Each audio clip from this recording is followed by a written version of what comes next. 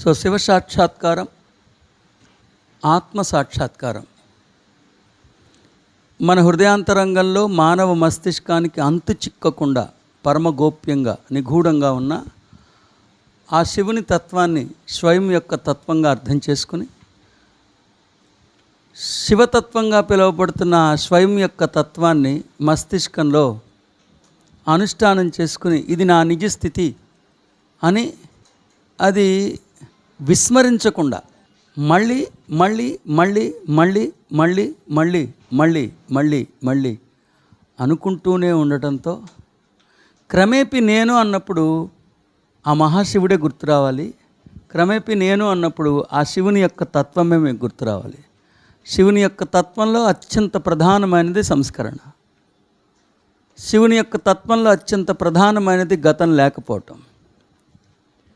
శివుని యొక్క తత్వంలో అత్యంత ప్రధానమైనది పొందిన పరిణితితో సరిపెట్టుకుని ఒక చోట ఆగకపోవటం. శివుని యొక్క తత్వంలో అత్యంత ప్రధానమైనది పొందిన పరిణితిని అనుభవ జ్ఞానంగా మలుచుకుని మరింత ఉన్నతమైన పరిణితిని ఆవిష్కరించే దిశగా అనునిత్యం యత్నించటం. శివుని యొక్క తత్వంలో అత్యంత ప్రధానమైనది శాశ్వతత్వం, సంస్కరణ, అనంతం, అపరిమితం, అవ్యాజ్యమైన ప్రేమ. ఇలా ఆయనకి సమర్థత ఎంత ఉందో, ప్రతిభ ఎంత ఉందో, సమర్థత ఎంత ఉందో, ప్రతిభ ఎంత ఉందో, వ్యూహం అంతే ఉంది. సమర్థత, ప్రతిభ, శక్తితో పాటు వ్యూహం ఉంది. వ్యూహంతో పాటు విశ్వాసం ఉంది. విశ్వాసంతో పాటు ఓర్పు ఉంది. ఎందుకంటే ఇన్ని జన్మలుగా ఆధ్యాత్మిక లక్ష్యం విస్మరించబడుతున్నా ఏదో ఒక జన్మలో తన లక్ష్యం సుసాధ్యమవుతుందని విశ్వాసం ఉంది. ఇన్ని జన్మలుగా తనని అశ్రద్ధ చేస్తున్న జీవాత్మ మీద ఇంకా ప్రేమ ఉన్నది. అలా అనేక శంకరాభరణాల సంఘాత స్వరూపం మహాశివుడు. So mind set reformation for the sake of future generations. So what is it that the soul is looking for? It is there to fulfill the love of its God that says, remember all that you have done. Because from memory we can reform new life forms. We can mold them, thus we can create life as a changing circumstance in which we get to experience and create new galaxies of thought. So what is that the soul is looking for? It is there to fulfill the love of its God that says, remember all that you have done. Because from memory we can reform new life forms. We can mold them, thus we can create life as a changing circumstance in which we get to experience and create new galaxies of thought. So what is it that the soul is looking for? It is there to fulfill the love of its God that says, remember all that you have done. Because from memory we can reform new life forms. నేను first నుంచి చెప్తున్నా, గుర్తుందో లేదు. Past ఉండకూడదు, memory ఉండాలని. గతం వేరు, జ్ఞాపకం వేరు. Remember all your life times అంట. ఓ జంపనేమో గతాన్ని వదిలే. ఇవాళ ఏం చెప్తున్నారు? That says remember that all you have done. అన్నీ గుర్తుపెట్టుకో. నేను మొట్టమొదటి నుంచి చెప్పా, గతం లేకపోవటం వేరు, జ్ఞాపకం లేకపోవటం వేరు. సో జ్ఞాపకం చాలా గుర్తుపెట్టుకోండి. గతం లేకపోవటం వేరు, జ్ఞాపకం లేకపోవటం వేరు. జ్ఞాపకం ఎంత తీవ్రంగా ఉంటుందంటే, ఇది నా గతమే అన్నంత తీవ్రంగా ఉండాలి. జ్ఞాపకమే లేకపోతే గతం పునరావృతం అవుతూ ఉంటుంది. జ్ఞాపకమే లేకపోతే పొందిందే మళ్ళీ మళ్ళీ పొందుతూ ఉంటాం. 10వ క్లాస్ ఒకడు దాదాపు 90 సార్లు నుంచి చదువుతున్నాడు. ఏంట్రా అంత తెలివి తక్కువ అంటే, ఆడు తెలివైనడ్రా, అందరికన్నా ఫస్ట్ వస్తాడు, కానీ ఆడు మర్చిపోతాడు అంటున్నాడు. ఏం మాస్టర్ ఇది అరే అంటాడండి మిమ్మల్ని స్టూడెంట్ అంటే, లేదండి ఆడు నా క్లాస్మేట్ అని. ఏంటి అంత తెలియతో కూడా అప్పటి నుంచి చదువుతున్నాడు మీతో పాటు అంటే, లేదు సార్ ఆడు తెలివైనోడే, కానీ ఆడు 7th పాస్ అయినని మర్చిపోయి మళ్ళీ 7th వచ్చేస్తాడు. సో సదస్సులారా, జ్ఞాపకం లేకపోవటం, జ్ఞాపకం ఉండాలి. ప్రతి సంఘటన జ్ఞాపకం ఉంటుంది, జ్ఞాపకం ఉండాలి. కానీ అది గతం అని కూడా జ్ఞాపకం ఉండాలి. ఏమని జ్ఞాపకం ఉండాలి? అది గతం అని కూడా జ్ఞాపకం ఉండాలి. సంఘటన జ్ఞాపకం ఉంటే సరిపోదు, అది గతం అని కూడా జ్ఞాపకం ఉండాలి. ఓకేనా? Right. So what is it that the soul is looking for? It is that to fulfil the love of its God. ఉపోద్ఘాతం ఒకసారి చెప్పి మీకు చెప్తున్నా. అత్యంత నిగూఢమైన తత్వజ్ఞానాన్ని, తత్వరహస్యాన్ని మీకు ఉపదేశిస్తూనే ఉన్నాను. చరిత్రలో ఇప్పటిదాకా ఎవరు ఇంతమందికి చెప్పిన దాఖలాలు లేవు. ప్రవేశ పరీక్ష లేకుండా ఎవరికి పడితే వాళ్ళకి చెప్పటం అనేది ఎప్పుడు జరగల. వీడికి అర్హత ఉందా, స్తోమత ఉందా, నిలదొక్కోగలుగుతాడా అనేది చూడకుండా ప్రతి ఒక్కరికి నేను ఉపదేశించా. అది చాలా ప్రమాదకరమైన చేస్తుంది, చాలా ప్రమాదకరమైన చర్య అది చేస్తుంది. అది తీసుకున్న తత్వజ్ఞానాన్ని ఎవరు ఎలా వాడుకుంటారో తెలియదు. విషంగా మార్చి గురువు మీదకి వచ్చేవాళ్ళు ఉంటారు. అందుకని వ్యాసాశ్రమాల్లో ఎప్పుడు ఈ తత్వజ్ఞానాన్ని ఉపదేశించినప్పుడు ఎవరికి పడితే వాళ్ళకి చెప్పలా, దాని అర్హతలు ఎవరినో కనుక్కుని వాళ్ళకే చెప్పారు. కానీ నేను అలా కాకుండా ఓపెన్ అప్ చేసి అందరికీ చెప్తున్నా. కలిసి ఒక కుటుంబంలోనే ఒక 4 గోళ్ల మధ్య అన్నదమ్ములే ఉండలేకపోతున్నారు, భార్యాభర్తలే ఉండలేకపోతున్నారు. మీ కులాలేంటో, మతాలేంటో, మీ వ్యవహార శైలి ఏంటో ఏమి తెలియకపోయినా 20 సంవత్సరాలు, 22 సంవత్సరాల నుంచి నిరంతరాయమానంగా చెప్తున్నా. నేను ఉపదేశించే జ్ఞానాన్ని కొంతమంది చక్కగా ఉన్నత లోకాల్లోకి వెళ్ళేదాకా తీసుకున్నారు, కొంతమంది అధపాతాళానికి తొక్కేటట్టుగా తీసుకున్నారు. ఈ జ్ఞానాన్ని ఎంత జాగ్రత్తగా వినియోగించుకుంటారన్నది మీ చేతుల్లోనే ఉంది. So what is that the soul is looking for?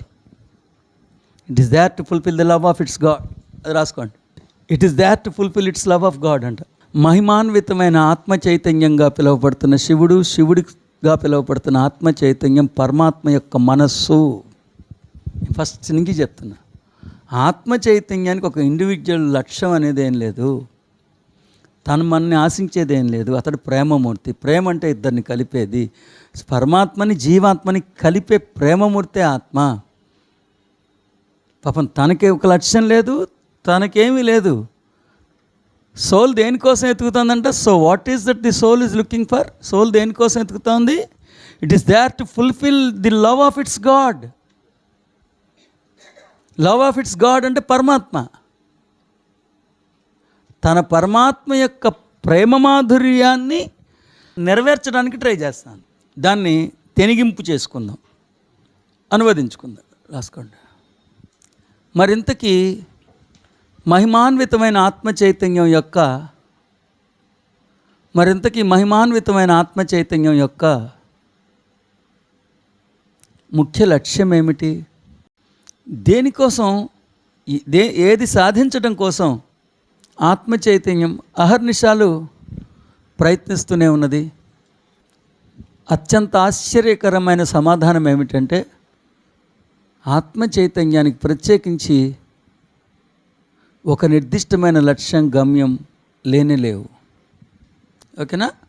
అతడి తపనంతా తన పరమాత్మ ప్రేమని నెరవేర్చడమే. That's it. తెలియట్లేదా? మరి హృదయాంతరంగంలో ఉన్న ఆత్మ చైతన్యాన్ని కొన్ని వేల సంవత్సరాల క్రితమే మహాశివుడిగా అభివర్ణించి ఆత్మతత్వాన్ని శివస్వరూపంగా, ఆత్మ స్వభావాన్ని శివస్వరూపంగా అందించి మందాధికారులకు కూడా అర్థమయ్యేటట్టుగా ఈ శివుని యొక్క శంకరాభరణాలన్నిటికీ ఒక దృశ్యకావ్యం చేసి దానికి ఒక ఆలయం కట్టి, శివాలయం కట్టి, నాలాంటి వాడు వెళ్ళంగానే కూడా ఆ శివుని తత్వం బోధపడేటట్లుగా ఆ శివాలయాన్ని ఏర్పరిచారంటే అసలు ఎంతటి ప్రయత్నం చేశారో ఆ మహర్షులకి మనం ఎంతగా కృతజ్ఞతలు తెలియజేసుకోవాలో, వాళ్ళకి యావత్ మానవాళి ఎంతగా రుణపడి ఉందో ఒకసారి ఆలోచించాలి. ఖచ్చితంగా ఇప్పుడు శివాలయానికి వెళ్తే చాలా అంశాలు దీంట్లో ఉన్నాయే ఉంటాయి అక్కడ, కానీ దృశ్యకావ్యంగా ఉంటాయి. ఓకేనా? రాసుకోండి. మరింతకీ పరమాత్మ ప్రేమను నెరవేర్చడం అంటే ఏంటి? క్వశ్చన్ మార్కు, ఆశ్చర్యార్థకం. కింద రాసుకోండి. నిజానికి పరమాత్మ యొక్క సహజత్వమే ప్రేమ. లేశమాత్రం కూడా అన్యభావుకత లేకపోవటమే ప్రేమ మాధుర్యం. అసలైన అద్వైతమే, అభేదమే ప్రేమ మాధుర్యం. మహిమాన్వితమైన పరమాత్మ యొక్క దృక్కోణం కామకోట్స్. నేను లేనిది, నాలో లేనిది, నాలోంచి పుట్టుకురానిది, విశ్వంలో లవలేశమంత కూడా లేదు, అన్నీ నేనే, అంతా నేనే. Quotes close. అన్నీ నేనే, అంతా నేనే. సర్వులని, సర్వస్వాన్ని ఆ అభేద దర్శనంతో దర్శించటమే ప్రేమ మాధుర్యం. సర్వులని, సమస్తాన్ని ఆ అభేద దర్శనంతో దర్శించటమే ప్రేమ మాధుర్యం. పరమాత్మ సరిగ్గా ఈ అనన్య భావుకతనే, ఈ అభేద దర్శనాన్నే, ఈ అద్వైతాన్నే విశ్వంలోని అన్ని రంగస్థలాలలో అభివ్యక్తీకరించ నిశ్చయించారు. ఆ నేపథ్యంలోనే పరమాత్మ తన అనన్య భావుకతని ఇప్పటికి అనేక రంగస్థలాల్లో అభివ్యక్తీకరిస్తూ చిట్ట చివరి రంగస్థలమైన కామబెట్టి చిట్ట చివరి రంగస్థలమైన ఈ అన్యభావుకత సీమలోకి ప్రవేశించారు. ఈ అన్యభావుకత సీమ. అన్యం అంటే నువ్వు వేరు, నేను వేరు. అనన్యం అంటే ఇద్దరం వేరువేరుగా లేవు అని. నిజానికి ఈ అన్యభావుకతలో అనన్యభావుకతను రాసుకోండి. నిజానికి అన్యభావుకతలో అనన్యభావుకతను అభివ్యక్తీకరించడం కష్టతరమే, ఇంచుమించు అసాధ్యమే. సరిగ్గా ఆ అసాధ్యాన్ని సుసాధ్యం చేయాలనేదే మహాశివుడి యొక్క సంకల్పం. నెక్స్ట్ పేరా. ఈ సాంద్రతా సీమలో పదార్థ నిర్మిత శరీరం వాంఛితంగా ఉండి తీరాల్సిందే. శరీర ప్రాంగణంలోకి ప్రవేశించిన తర్వాత తదుపరి కార్యాచరణ నిర్వహించాల్సిన బాధ్యత జీవాత్మదే. సో ఇక్కడ కార్యాచరణ అంతా ఎవరు నిర్వహించాలి? జీవాత్మ. రాసుకోండి. సో మహాశివుడు, మనలోని మహాశివుడు మనలోని జీవాత్మని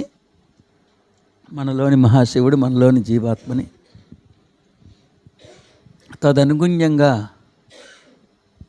ప్రేరణ చేసి, తీర్చిదిద్ది, సుజ్ఞానాన్ని ప్రబోధించి జీవాత్మలో అద్వితీయమైన అద్వైత దర్శనాన్ని స్ఫురింపచేస్తుంది. సరిగ్గా మహాశివునికి మానవునికి మధ్య జరుగుతున్న తతంగం అంతా ఇంతే. So what is that the soul is looking for? It is there to fulfil the love of its God's. ఆ love of its God verbalise అయిందంట. ఆ లవ్ ఆఫ్ ఇట్స్ గాడ్ మౌన వ్యాఖ్యానం వల్ల మాట్లాడిందంట. ఏమని? That says remember all that you have done, because from the memory we can reform new life forms. We can mold them, thus we can create life as a changing circumstance in which we get to experience and create the new galaxies of thought. Love of its God says, remember all that you have done. So, పరమాత్మ యొక్క అభిష్టం ఏంటో పసిగట్టింది ఆత్మ. పరమాత్మ చెప్పాలా నాకు ఇది కావాలని, కానీ పరమాత్మ యొక్క అభిష్టాన్ని పసిగట్టి తండ్రి నీ అనన్య భావుకతను అన్ని సీమల్లో అభివ్యక్తీకరించాలన్నదేగా నీ తలంపు అని అడిగింది. అవునయా అన్నారు. అలా మీ చేత అభివ్యక్తీకరింప చేయటానికి కోసమే నేను నా ప్రయత్నం తండ్రి అని అడిగితే, ఓ అందులో సఫలం అవ్వాలంటే నీకు కొన్ని చిట్కాలు చెప్తాన్నాడంటే పరమాత్మ. ఏమన్నారు? అందులో నువ్వు సఫలం అవ్వాలంటే కొన్ని చిట్కాలు చెప్తా. ఏమన్నారు? ఫస్ట్ నీ ఒక శాశ్వత స్మృతి పదాన్ని ఏర్పాటు చేసుకో. ఏమన్నారు?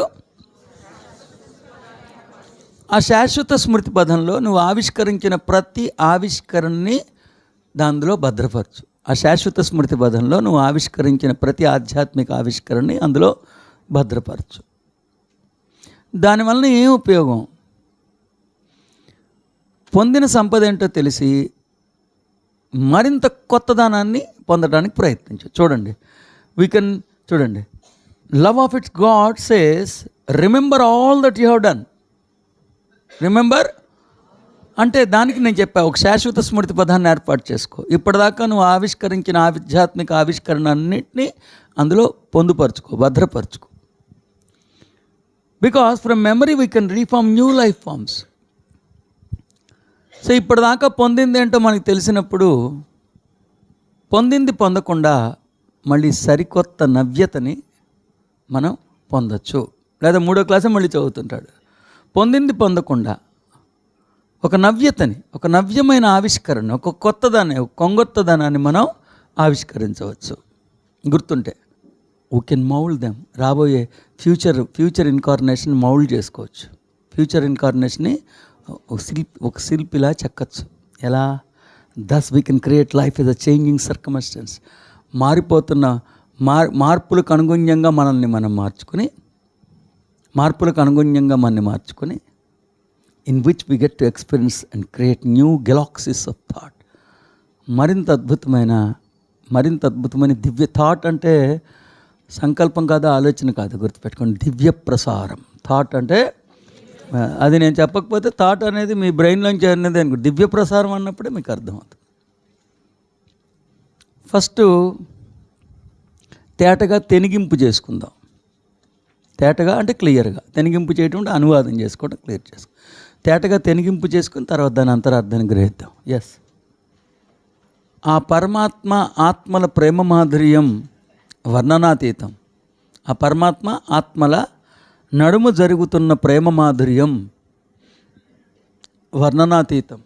పరమాత్మ ఎప్పుడు తన ఆత్మ చైతన్యానికి నోరు తెరిచి తన అభిష్టాన్ని చెప్పకపోయినా పరమాత్మని అర్థం చేసుకుంది ఆత్మ చైతన్యం. పరమాత్మ యొక్క ప్రేమను అభివ్యక్తీకరించడమే తన జీవితాశయంగా ఎంచుకున్నది ఆత్మ చైతన్యం. అందుకే మరి ఆత్మ చైతన్యం యొక్క ఆశయం నెరవేర్చబడటానికి,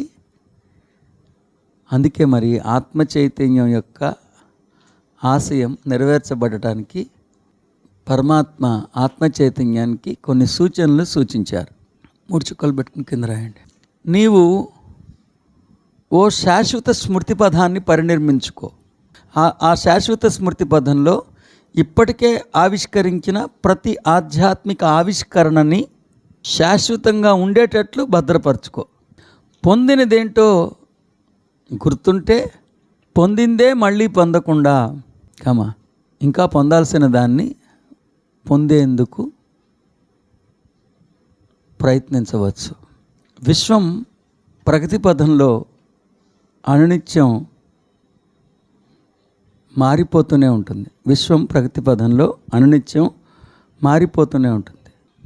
మారుతున్న మార్పులకు అనుగుణ్యంగా మనల్ని మనం తీర్చిదిద్దుకుంటూ క్రొంగర్తగా ప్రసరింపబడుతున్న దివ్య ప్రసారాలని సైతం అందుకుని ఆస్వాదించవచ్చు. సో దివ్య ప్రసారాలు మారిపోతుంటాయి, విశ్వము మారిపోతూ ఉంటుంది. పొందిన దాన్ని గుర్తుపెట్టుకోకపోతే పొందిన దాన్ని మళ్ళీ పొందుతుంటాం. సో పొందిన దాన్ని గుర్తుపెట్టుకుని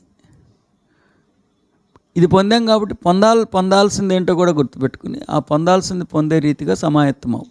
తర్వాత మారిపోతున్న విశ్వానికి కొంగొత్తుగా ప్రసరితమవుతున్న దివ్య ప్రసారాలని అందుకునేటట్లుగా నిన్ను తీర్చిదిద్దుకో. రాసుకోండి. శాశ్వత స్మృతి పదం జనిత అంటే తెలుగు ఆ పక్కనే శాశ్వత స్మృతి పదం జనిత అంటే మళ్ళీ బాణం కిందకి వెళ్తూ ఉంది. శాశ్వత స్మృతి పదం జనిత. జనిత అంటే గివ్స్ బర్త్ టు. జనిత సంస్కరణ. గివ్స్ బర్త్ టు అంటే మళ్ళీ జనిత క్రొంగొత్త స్వరూపం స్వభావం. The soul then takes a look at the life and it realizes that it hasn't had an opportunity to be born, to fulfill and reform. So then it is drawn into another body. పునర్జన్మలకి కారణం అని పెట్టుకోండి దీనికి. So ఆత్మ చైతన్యం యొక్క లక్ష్యం ఏంటి? పరమాత్మ యొక్క ప్రేమ మాధుర్యాన్ని జీవాత్మ ద్వారా ఈ కర్మభూమి మీద సైతం అభివ్యక్తీకరింపచేయడం. కానీ ఆ పరమాత్మ యొక్క అద్వైతాన్ని, ఆ పరమాత్మ యొక్క అనన్య భావుకతని లేదా ఆ పరమాత్మ యొక్క అభేదాన్ని అభివ్యక్తీకరించడం సాధ్యం కాలేదు. ఎందుకంటే అసలు ఆత్మనే ఆవిష్కరించలేడు. సో ఆత్మ ఆవిర్భవించకుండా ఇంకా ఆత్మ పరమాత్మ తత్వాన్ని అభివ్యక్తీకరింపచేయటం ఎలా సాధ్యం అవుతుంది? సో జన్మలో ఆత్మను అతను ఆవిష్కరించుకోలేదు, ఆత్మ యొక్క అస్తిత్వాన్ని గుర్తించలేదు, ఆత్మ యొక్క లక్ష్యం నెరవేర్చబడకుండానే మిగిలిపోయింది. The soul then takes a look at the life. ఆ జన్మంతా చూస్తుంది, ఎక్కడ నాకు అవకాశం ఇవ్వలేదు కదా. And it realises that it hasn't had an opportunity to be born. ఆత్మ యొక్క ఆవిష్కరణ జరగల, తను అక్కడ ఉన్నాడని గుర్తించలేడు. ఇటు బయట తిరుగుతున్నాడు శివయ్య అని.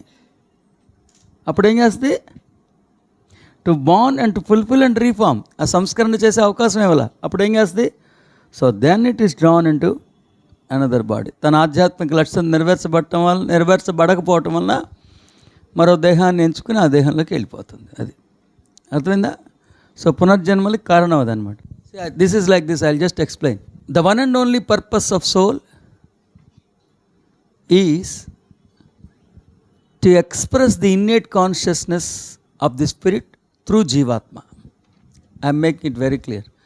The one and only purpose of soul is to express the innate consciousness of Paramatma through Jivatma. And the irony is,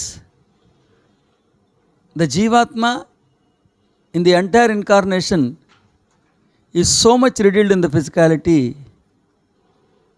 He is never interested to have an introspection and to accept the very existence of the soul who is very much alive within. He is so much riddled in the human incarnation, always ridiculed by the personality. He keeps on searching for the God outside. He has begun to adore the God outside. Ultimately what has happened is, the launching of true I am has not happened. The launching of soul, the launching of Shiva has not happened. If the Shiva is not launched, you can understand that he is not given birth. If he is not given birth, he cannot fulfill his target. So, soul pursues or analyzes the entire lifetime. It realizes that it has never ever been given the opportunity to express the innate consciousness. Then it realizes and it feels like there is no point in going with this incarnation. Then it has decided to quit from this embodiment, and again it enters into another embodiment. It draws into another embodiment. That is the cause of reincarnation. So this sloka, you can just label it as cause of reincarnation, or the cause of soul getting riddled into the cycle of reincarnation. Am I clear? The soul has never been launched by the Jivatma. The Jivatma which is embodied in the embodiment is so much riddled in physicality. It has begun even to search for God in the temples. It has begun to search for God outside the inner consciousness. And then it has refused to accept the existence of the soul.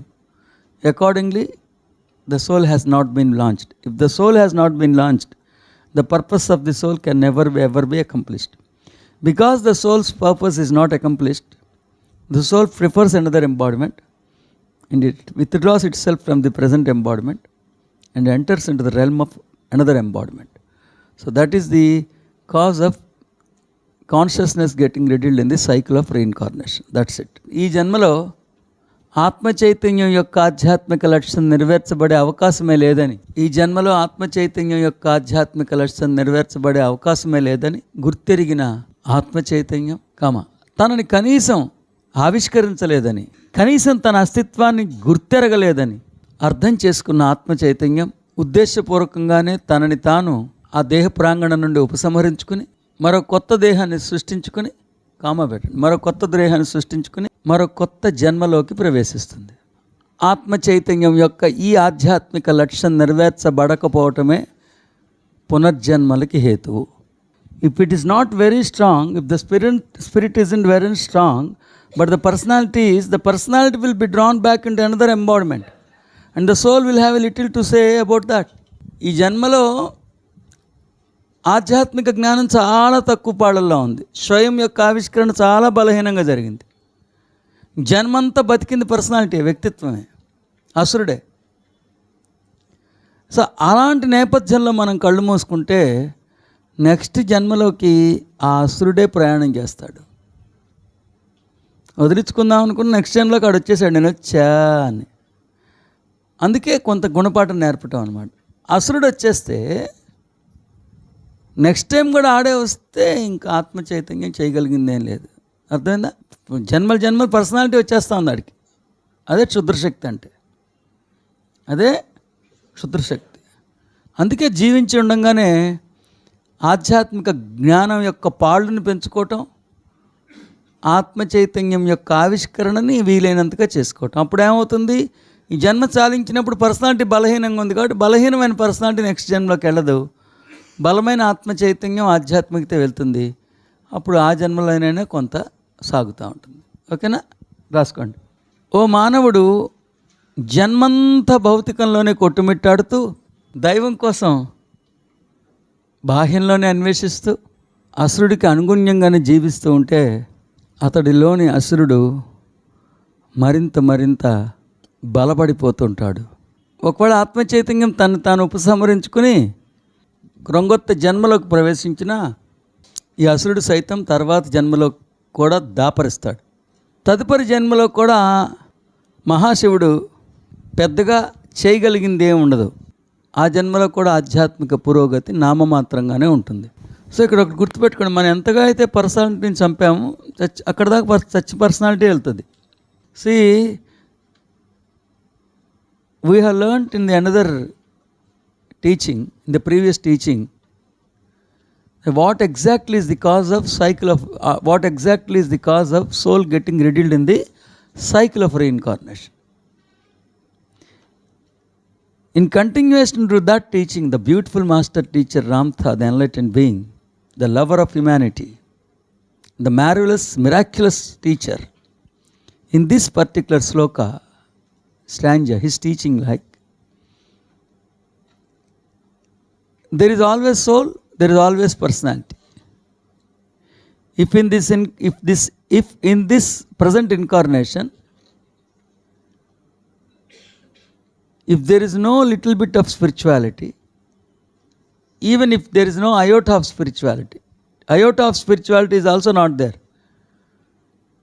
The entire incarnation, it has been feeding with ignorance, superstitious nature, searching for the God outside. Then what happens in that particular incarnation, the personality becomes more stronger. Even if the soul withdraws itself from that embodiment and enters into the new embodiment, the misery is, even this personality also enters into the another embodiment. What happened is, the soul's power is less and the personality power has become more. So in the next incarnation, the personality has also entered into the embodiment. In that case, in that particular next incarnation also, the spiritual progress will only be nominal. There will not be a huge spiritual progress. The spiritual progress is very limited. Frankly speaking, it is just nominal. So that is why I advise you to make your personality weaker and make your spirit and soul stronger with rightful knowledge, rightly inculcated. That is the explanation of this sentence. Jayostu.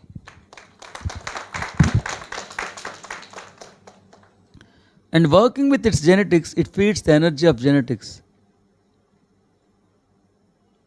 But at the moment that the child is formed, it infuses the child within its spiritual self of remembrance, and the child has that for a while. And the child must lay helplessly in the arms of its parents and try to hold its spiritual memory. The reason that it is here, while along in the face of tribal parents, there is an insistence upon denying the imagination and becoming stupid for the sake of being coddled pet. కానీ చాలా సృష్టి రహస్యం చెప్పారు అక్కడ ఆయన. And working with its genetics, ఒకవేళ నిజంగానే personality కొంచెం తక్కువగా ఉందనుకోండి. And working with its genetics, it feeds the energy of genetics, but at the moment that the child is formed, it infuses the child with in its spiritual self of remembrance, and the child has that for a while. అదే ఎంత important అంటే ఎంత important. దీంట్లో ఎందుకు ఇంపార్టెంటో చెప్తాను, వినండి ఒకసారి. సో ఈ జన్మంతా ఈ జీవాత్మ బాహ్యంలోనే తిరిగింది, స్వయం ఆవిష్కరింపబడలా, ఎక్కడ ఆత్మ చైతన్యం తత్వజ్ఞానం తెలుసుకోవాలా. ఇక ఆత్మ చైతన్యం అనుకుంది, తన్ని తాను ఉపసంహరించుకుందాం అనుకుంది, నెక్స్ట్ జన్మలోకి ప్రవేశించింది. నెక్స్ట్ జన్మలో విధానం ఎలా ఉంటుందో చెప్తున్నాడు. నెక్స్ట్ జన్మలో ఆత్మ దేహంలో లేదు, అది చెప్పడం కోసం నేను చేయటానికి. తానే తల్లి గర్భంలోకి వెళ్ళిపోలా, గుర్తుపెట్టుకోండి. And working with its genetics అంటే తాను ఎక్కడైతే జన్మించాలనుకుందో అక్కడ శోణిత శుక్ల కణాల సంగమం జరిగింది. తల్లిదండ్రుల శృంగార సంగమం జరిగి అక్కడ శోణిత శుక్ల కణాల సంగమం ఫలించింది. అక్కడి నుంచి తను జాగ్రత్తగా ఆ జెనెటిక్స్ని డిజైన్ చేయటం మొదలుపెట్టి ఒక్కొక్క అంగం ఒక్కొక్క అవయవం జరుగుతూ ఉంది. ఆ అంగం అవయవంకి శక్తిని ఇస్తూ ఉందంట. తానేం జన్మించేయాలి, అక్కడ తానేం జన్మించేయాలి. ఎంత బ్యూటిఫుల్గా ఉందో చూడండి. ఏంటంటే ఆ లోపలికి వెళ్ళిపోయి ఉండిపోద్ది, చీము రక్తాల మధ్యలో అంటే ఎన్ని రాంగ్. అది నేను అప్పుడే చెప్పా, ఎవడైనా ఇల్లు కట్టుకున్న తర్వాత వెళ్తాడు కానీ ఒక్కొక్క ఇటుగా కట్టుకుని అక్కడ పడుకుంటాడు ఏంటి? మొత్తం ఇల్లంతా కట్టిన తర్వాత తాళం తీసుకుని వెళ్తాడు కానీ. చూడండి ఎంత clean. And working with its genetics. Next మాతృగర్భాలయంలో శోణిత శుక్ల కణాల సంగమం ఫలించిన తర్వాత ఒక్కొక్క అంగం ఒక్కొక్క అవయవం రూపుదిద్దుకుంటున్నప్పుడు ఆ రూపకల్పనలో పాల్పంచుకుంటూ it feeds the energy of genetics. తన చుట్టూతా ఉన్న బ్యాండ్స్లోంచి ఏముంటాయి, తన చుట్టూతా ఆత్మ చుట్టూతా ఎనర్జీ బ్యాండ్స్ ఉంటాయి. ఎనర్జీ బ్యాండ్స్లోంచి ఆ పసిగుడ్డికి కావాల్సిన, ఇంకా పసికందుగా రూపుదిద్దుకుంటున్న ఆ పిండానికి కావాల్సిన శక్తిని అంతా ఇచ్చి పోషిస్తుందంట. ఇచ్చి ఎంత అది ఎలా మిస్ చేస్తుంది, ఎవరు చెప్పాలి. అది ఒక్కొక్క ఉపనిషత్తే కదా ఇది. 2 వాక్యాల్లో అసలు అంత బాగుంది. మళ్ళీ మీరు చంపేస్తారని కానీ ఒక్కొక్క వాక్యంలో అంత ఉంది. And working with its genetics. Next జన్మలోకి ప్రవేశించింది. తల్లిదండ్రుల శోణిత శుక్ల కణాల సంగమం సఫలీకృతంగా ఫలించింది. మాతృగర్భాలయంలో ఆ వికసించిన పుష్పం ఉంది. అక్కడ ఒక్కొక్క అంగం ఒక్కొక్క అవయవం ఏర్పడటం మొదలైంది. ఆ ఒక్కొక్క అంగం ఒక్కొక్క అవయవం ఏర్పడటంలో తాను చేయగలిగిన సాయం చేస్తూ, ఆ ఒక్కొక్క అంగం ఒక్కొక్క అవయవంలో తాను చేయగలిగిన సాయం చేస్తూ దాన్ని జాగ్రత్తగా నిశితంగా పర్యవేక్షిస్తూ తాను చేయాల్సిన తతంగం అంతా చేస్తూ it feeds the energy of genetics. ఆ రూపుదిద్దుకుంటున్న అంగాలకి అవయవాలకి పసిబిడ్డకి కావాల్సిన శక్తిని తన శక్తి క్షేత్రాల ద్వారా అందిస్తూ ఉంటుందంట. ఫీడింగ్ అలా చేస్తుందంట, ఫీడ్ చేస్తుందంట, శక్తిని ఇస్తుంది. తర్వాత 9 మాసాలు అయిపోయింది. But at the moment that the child is formed, 9 మాసాలు అయిపోయింది, బుడ్డ పరిపూర్ణంగా లోపల తయారయ్యాడు. అప్పుడు లోపలికి వెళ్ళి it infuses the child with its spiritual self.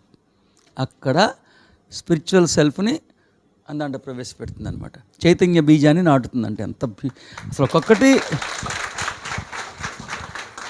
నేను ఒక్కోసారి తొందరగా చెప్దాం చేసిన ఎందుకు సార్ ఇది మొత్తం జీవితం అసలు ఎవడు పలకలేదు ఇది. ఒక్కొక్క step number 1 working with its genetics, step number 2 feeds the energy of genetics, step number 3 the moment the child is formed it infuses the child with its spiritual self. Infuse అప్పుడు చేస్తుంది అనమాట, స్పిరిచువల్ సెల్ఫ్ దాంట్లో అప్పుడు పెడుతుంది అనమాట. Infuses the child with it spiritual self of remembrance చెప్తాడనమాట. అది గుర్తుపెట్టినట్టుగా చేస్తాడు. And the child has that for a while. ఆ పసిబిడ్డకి కొన్నాళ్ళు గుర్తుంటుందంట. ఆత్మ చైతన్య బీజం నాటింది ఆ పసిబిడ్డకి కొన్నాళ్ళు గుర్తుంటుందంట. ఎవరు సార్ ఎంత డీటెయిల్డ్గా చెప్పేది మనకి. రాసుకోండి. ఆత్మ చైతన్యం తదుపరి జన్మ యొక్క రూపకల్పనని సఫలీకృతంగా చేసుకున్న తర్వాత తదుపరి జన్మలో తాను జన్మించబోతున్న తల్లి గర్భంలో శోణిత శుక్ల కణాల సంగమం ఫలించిన తర్వాత ఒక్కొక్క అంగం ఒక్కొక్క అవయవం రూపుదిద్దుకుంటున్నప్పుడు మహాశివుడి పర్యవేక్షణలోనే తతంగం అంతా జరుగుతుంది. ఆ పిండం పసికందుగా రూపుదిద్దుకుంటున్న సమయంలో కావలసిన శక్తినంతా మహాశివుడే తన చుట్టూ ఆవహించి ఉన్న శక్తి వలయాల ద్వారా ప్రసాదిస్తాడు. పూర్తి స్థాయిలో ఆ పిండం పసిగుడ్డుగా పరిణమించిన తర్వాత అప్పుడు ఆ పసిబిడ్డలో తన చైతన్య బీజాన్ని ప్రవేశపెడతాడు. ఆ పసిబిడ్డకి ఆ చైతన్య బీజం యొక్క స్ఫురణ, ఆధ్యాత్మికత యొక్క స్మరణ కొన్నాళ్ళు పాటు ఉంటుంది. This can be explained like this.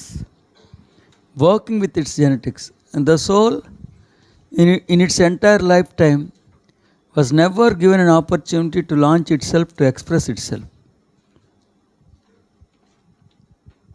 So in spite of soul's reminders, the human being has not responded. So we have learned that soul intentionally withdraws itself from that embodiment, and it enters into the realm of another embodiment. The modus operandi of soul entering into the another embodiment has been meticulously, very clearly being taught by Ramtha. Meticulously, very clear ga, pin to pin chepparu. Taught by Ramtha. He says, directly the Mahashiva will not enter into the womb of mother. When once the intercourse has been successfully completed, if it is successful, then the Mahashiva will monitor the forming of the embodiment of the baby. The only in the guidance of Mahashiva. Mahashiva will very carefully monitor the forming of the embodiment, and while the embodiment is getting a particular form, even there Mahashiva feeds the embodiment, the baby's embodiment, with the energy from its energy bands. Then once the baby is fully formed, he then infuses his spirit into that, and this entire scenario is being remembered by the baby for a while. Entire scenario is being remembered by the baby for a while. Okay na? That's it. Yes. And the child then must lay helplessly in the arms of parents and try to hold on its spiritual memory. ఇది చిన్న బిడ్డలా చూస్తుంటే తనకేమో గుర్తుంది నేను దివ్యమైన ఆత్మ చైతన్యాన్ని అని. చూడండి, and the child then must lay helplessly. ఏం చేయగలుగుతాను? నేను చిన్నపిల్లవాడు అనుకున్నాను. ఎవరనుకున్నావు? నువ్వు మనగా పుట్టావు, నేను నీకన్నా చాలా సీన్. And the child then must lay helplessly in the arms of its parents. ఆ పిల్లవాళ్ళు ఎత్తుకుని అంటుంది. కానీ తనకు అన్నీ తెలిసినా నేను ఆత్మ చైతన్యాన్ని, దివ్యమైన కాంతి పుణ్యాన్ని అని తెలిసినా సరే తనేం చేయలేదు. And the child then must lay helplessly in the arm of its parents and try to hold on it spiritual memory. అయినా సరే తను గుర్తుంచుకోవడానికి ట్రై చేస్తుంది. తను మాత్రం అంత పసిబిడ్డ అమ్మ దగ్గర ఉన్నది, కానీ తన స్పృహలో తాను ఉండడానికి, తన ఆత్మను గుర్తు పెట్టుకోవడానికి, జ్ఞాపకం చేసుకోవడానికి ప్రయత్నిస్తూ ఉంటుందని చూడండి చిన్నపిల్ల. And the child then must lay helplessly in the arms of its parents and try to hold on its spiritual memory. The reason that it is here. తాను ఎందుకు ఇక్కడికి వచ్చిందో కూడా గుర్తు తెచ్చుకుంటూ ఉంటుందంట. నేను ఈసారి నా ఆధ్యాత్మిక లక్ష్యం నెరవేర్చుకోవాలి. ఆడు ఈసారి ఎందుకు వచ్చాడో కూడా చూడండి sir. The reason that it is here. నా మహాశివుడు నన్ను ఎందుకు ఈ జన్మనిచ్చాడు, నేను సాధించాల్సింది ఏంటి అనేది కూడా గుర్తుపెట్టుకుంటుందంట. While all along in the phase of tribal parents. Tribal parents అంటే ఇక్కడ తండ్రి ఉద్దేశం ఏంటి? గుంపులో గోవింద తల్లిదండ్రులు వాళ్ళు, నలుగురితో పాటు నారాయణ. ఈ హెల్ప్లెస్గా ట్రైబల్ పేరెంట్స్ అంటే ఏంటి? దైవం కోసం బాహ్యంలో ఎతుకుతున్న ద్వంద్వం వాళ్ళు. అది the reason that it is here. While all along in the phase of tribal parents there is an insistence upon denying the imagination and becoming stupid for the sake of being coddled పెట్.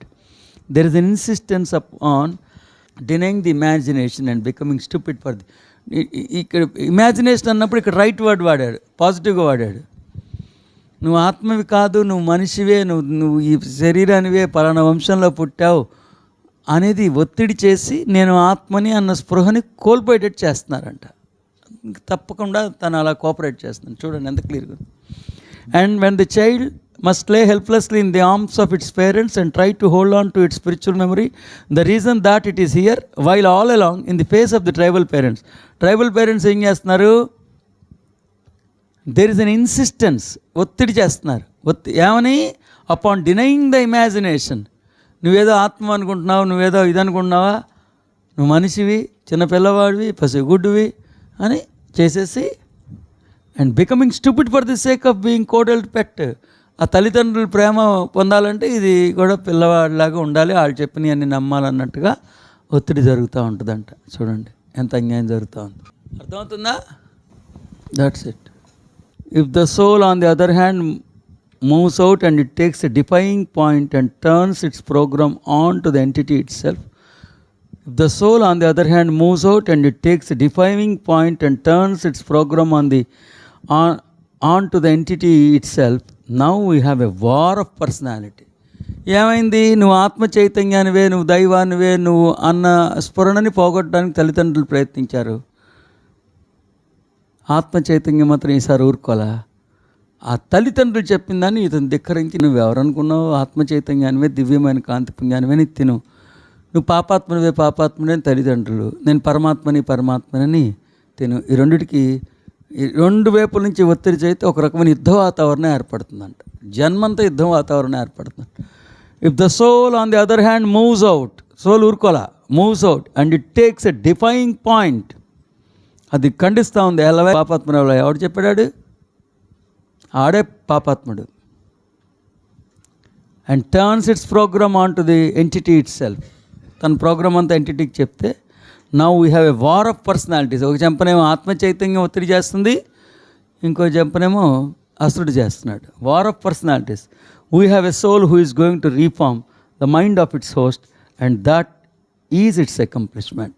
అక్కడ soul గెలిస్తే సంస్కరణ జరుగుతుంది, ఆత్మ ఘన విజయం సాధించడం మొదలైంది. అది.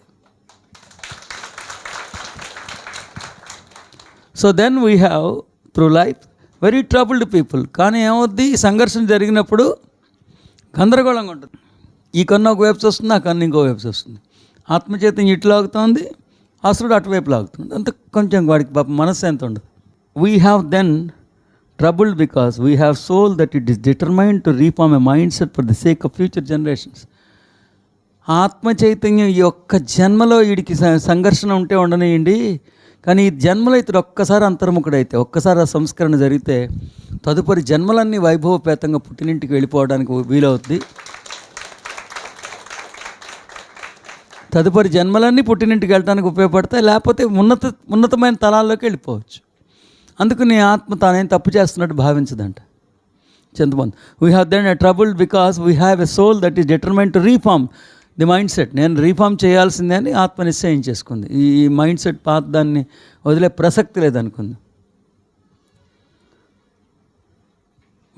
We have then trouble because we have a soul that is determined to reform a mind set for the sake of future generations. Future generations అంటే అక్కడే మరి జనరేషన్స్ అంటే ఈడికి పుట్టేవాళ్ళు కాదు, ఆత్మ యొక్క తదుపరి ప్రయాణం. అది ఏమైంది? తదుపరి జన్మల్లో ఆత్మ చాలా వైభవంగా ఉండొచ్చు, అంతేగాని ఈ అమ్మకి ఎవరెవరు పడతారో వాళ్ళు కాదు. అర్థమైందా? జనరేషన్స్ అంటే ఏంటి? తదుపరి ఆత్మ జన్మలు చాలా వైభవపేతంగా ఉంటాయి. జన్మలు మనిషిగానే అక్కల్లా. 4వ చైతన్యస్థితిగా 5కి వెళ్ళినప్పుడు కూడా జన్మే అంటారు దాన్ని కూడా. 6 నుంచి 7కి వెళ్ళడానికి కూడా జన్మే, 7 నుంచి ఓంకారంకి వెళ్ళడానికి కూడా జన్మే. ప్రతి మలుపుని జన్మ అంటారు. సో ఆత్మ యొక్క తదుపరి ప్రయాణం మహావైభవపేతంగా ఉండబోతుంది. కాబట్టి కొంచెం ఇబ్బంది పడినా ఆత్మ మంచి కోసమే అన్నట్టుగా ఊరుకుంటుంది. The soul may be looking that what it does in this life it will be able to enjoy the fruits of 200 years from now. 200 ఏళ్ళు అంటే కాదు. ఆత్మ చైతన్యం అసురుడికి యుద్ధం ప్రకటించి ఆ మానవుడిలో సంస్కరణ జ్యోతిని ఉద్దీపింపచేస్తే అప్పుడు కాస్తంత అతడు ఇబ్బంది పడినా అతడి తదుపరి జన్మలన్నీ వైభవపేతంగానే ఉంటుంది, తర్వాత మహాప్రస్థానం అంతా వైభవపేతంగానే ఉంటుంది. కాబట్టి ఆత్మ చైతన్యం మహాశివుడు ఈసారి పట్టు బిగించాడు. నేను ఒగ్గనంటే ఒగ్గను అంటున్నాడు. ఏమన్నాడు? ఒగ్గేది లేదన్నాడు. That's it. So I'll just explain. If the soul on other hand moves and it takes, supposing the soul has decided, the parents who are being tribal parents, they are always searching for a God outside. They have fed the child with all the superstitious nature in this world. They have fed the child with all the rituals. They have made the child to believe that there is some other God sitting somewhere else, deciding you, judging you ruthlessly. But this time the soul has taken the war very seriously, and the soul has begun to defy the teachings of their parents. And it has begun to reform. If the child listens, if the child doesn't fall in the trap of their parents, and if it begins to cooperate with the soul, then what happens?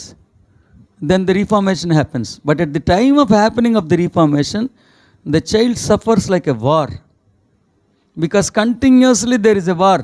The parents are teaching ignorance, the soul on the other hand is teaching true spirituality. So it is like war between these two faculties. He will never ever have the tranquility. Continuously he is being bothered by both the faculties. Even then the soul doesn't bother, because it is for the sake of its spiritual evolution. But once the reformation has happened successfully, the fruits of reformation can be enjoyed in all the future generations, in the sense all the future incarnations.